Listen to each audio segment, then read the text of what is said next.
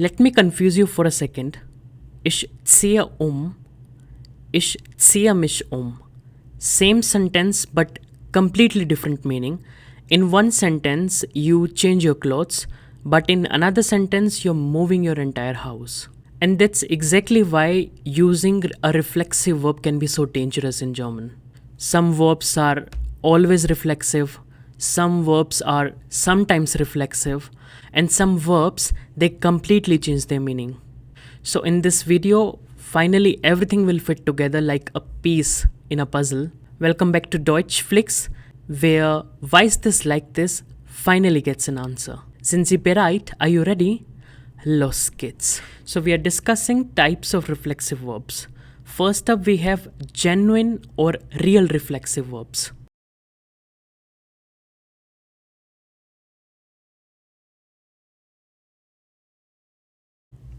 By genuine or real reflexive verbs, I mean that you're not allowed to drop sich from these verbs, even if the English translation is super weird.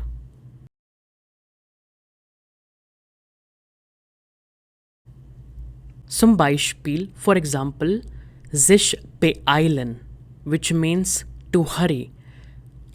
Now, I know that in English I cannot say I'm hurrying myself, but in German you cannot drop sich. Like there's nothing called beeilen without sich. One more example, sich bedanken, which means to thank. So here also, if you look it up in the dictionary, bedanken without sich, you will not find any results. So let me write these verbs with one example sentence.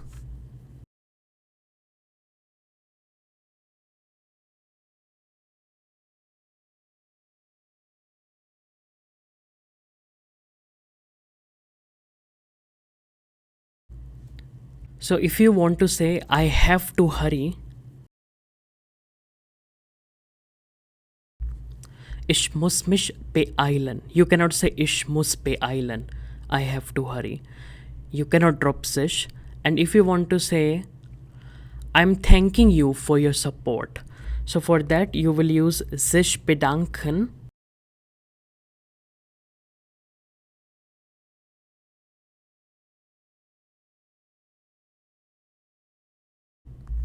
Ich bedanke mich bei dir für deine Unterstützung. Now where is the reflexive pronoun? Reflexive pronoun is mich. Then what about this bei dir and für deine Unterstützung?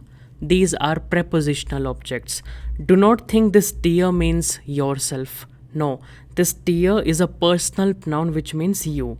Like I'm thanking myself to you for your support. Now we'll discuss partial reflexive verbs.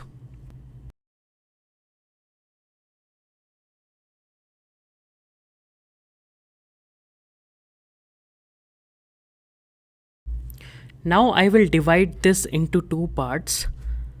In first part, we are going to discuss reflexive verbs with its twin brother. So the verb has a twin brother.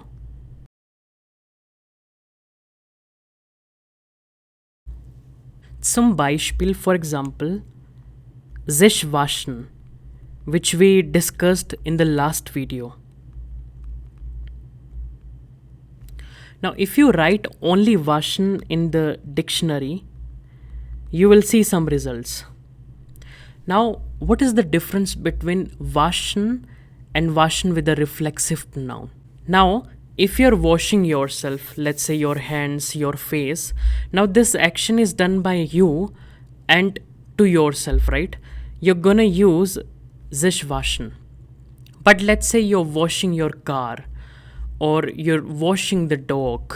Now here, subject is not equal to object. Subject is I, and I'm not a dog or I'm not a car. So I'm gonna use normal waschen.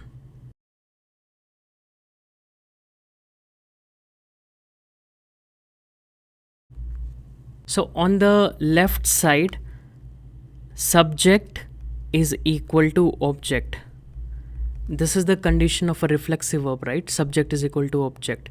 But in the second sentence, ich wasche den Hund. So I is not equal to a dog. Ich not equal to den Hund. So here subject is not equal to object. Let me also take an example of sich beschäftigen and normal beschäftigen.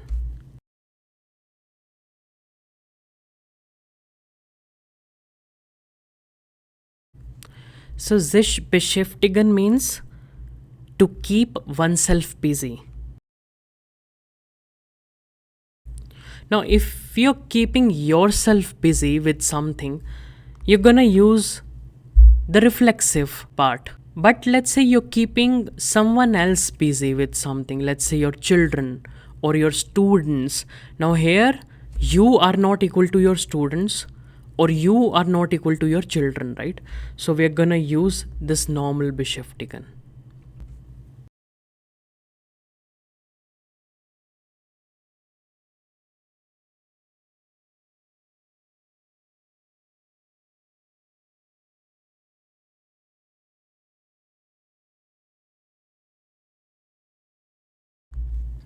So on the left hand side, I'm keeping myself busy with learning German. Ich beschäftige mich mit dem Deutsch lernen. And on the right hand side, I keep my children busy with the homework. Ich beschäftige meine Kinder mit der Hausaufgabe. Now you have to pause this video and tell me what can be the difference between sich fotografieren and fotografieren.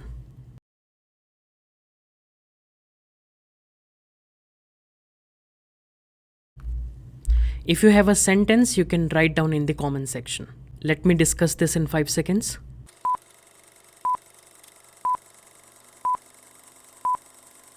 Okay, sich fotografieren. If you're taking your selfie with your mobile phone, then it will always be sich fotografieren because you're taking a picture of yourself, right? But if it is fotografieren, that means you're not taking picture of yourself. You're taking someone else's picture in your camera. So if I'm taking selfie, ich fotografiere mich. Let's say I'm taking pictures of my mother, ich fotografiere meine Mutter.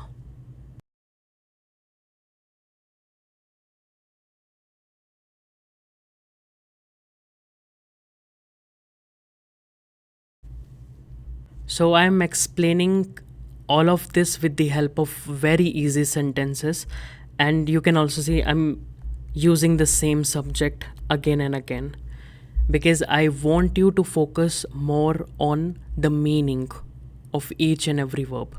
And now we're gonna discuss once again partial reflexive verbs, but this time they will be verb with an evil brother.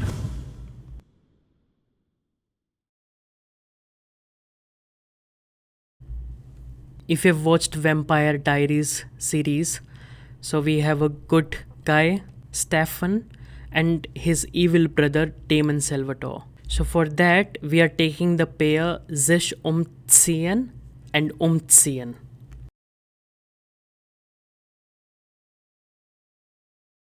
Sich umziehen means to change one's clothes. Whereas umziehen means to relocate. Now just imagine you're shifting to a new place and you ask your friend, would you like to come over? But for this shifting thing, you use this verb. So you will actually end up saying, I'm changing my clothes, would you like to come over? So hence this verb has an evil brother. We have to be careful because normal verb and its reflexive version, they have a different meaning altogether.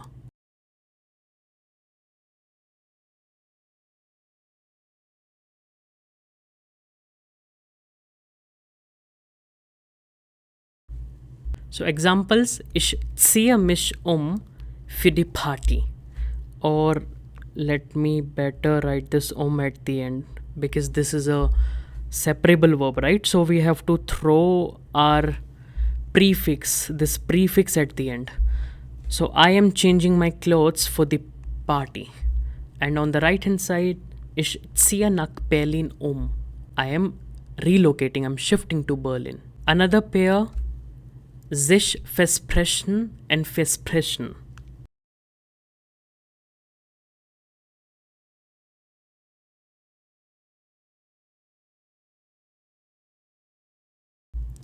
And there is a very popular joke around these verbs. Let me show you that joke. So the conversation is going on between a girl and a boy, where the girl says, "Du hast versprochen." Now here there is no reflexive noun. So basically the girl used this verb. So the girl is saying, "You promised, dass du mich heiratest, that you will marry me." And now look at the response of boy. Vielleicht habe ich mich versprochen, which means the boy used reflexive noun. Maybe I might have misspoken. So the girl says, "You promised you'll marry me," and the boy says, "I might have misspoken." And by the way, I have been writing examples in present tense, but just to tell you that if you're making participe soit of a reflexive verb, so that will always take haben as a helping verb and not sein, without exception. And there are no exception at all. So if you see a reflexive verb and you want to convert it into past, you have to use the helping verb haben and not sein. So you can also note down this point. Participe soit of reflexive verbs take haben as a helping verb. Another pair which we can discuss is verlassen and sich verlassen. Sich verlassen means to rely on someone, and normal verlassen means to leave.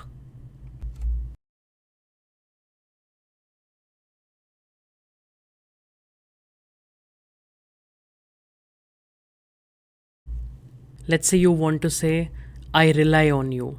So you have to say, "Ich verlasse mich auf dich." So I rely on you, auf dich. And let's say you're leaving a WhatsApp group, then you say, "Ich verlasse die WhatsApp-Gruppe." So I'll write the sentences.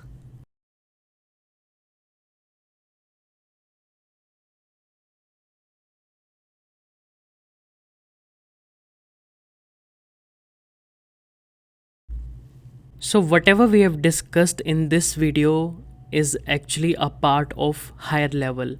So your teacher discusses these things at, let's say, B1 or B2 level.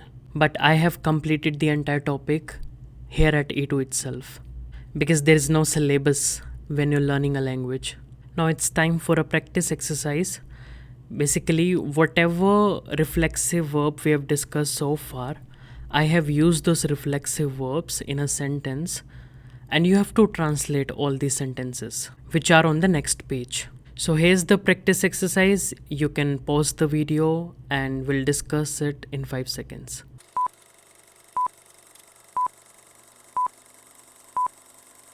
So first up, he washes his hands. Er wäscht. Remember, waschen is also irregular verb. A changes to a umlaut. Now we cannot forget the reflexive noun sich. And what is my direct object? Hands. Die Hände. Er wäscht sich die Hände. Then we look forward to the weekend. So here the verb is sich freuen auf.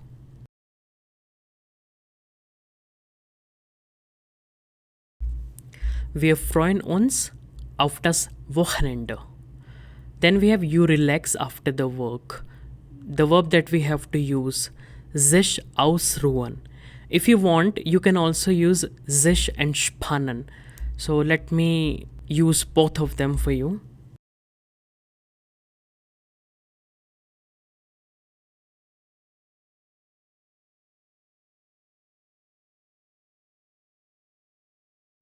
So this we know from our last lecture, sich ausruhen, which is a separable verb, so my prefix at the end. But here entspannen, oh, I forgot Tisch. And here also. Ja, du entspannst dich nach der Arbeit. You relax after the work. Then we have she wears a jacket. So here the verb that we have to use is sich anziehen.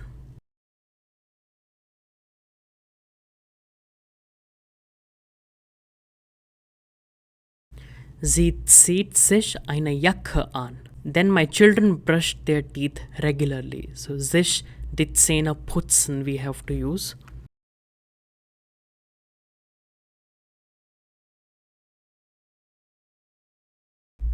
Meine Kinder putzen sich regelmäßig die Zähne. Then we have I am interested in learning Spanish. So the verb that we have to use is sich interessieren.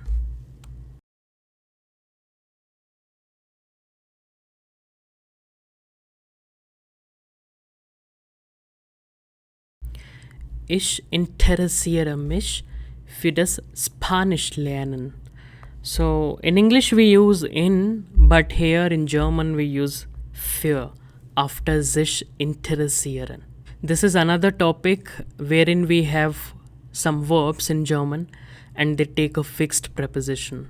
For example, in English you say I have decided for something.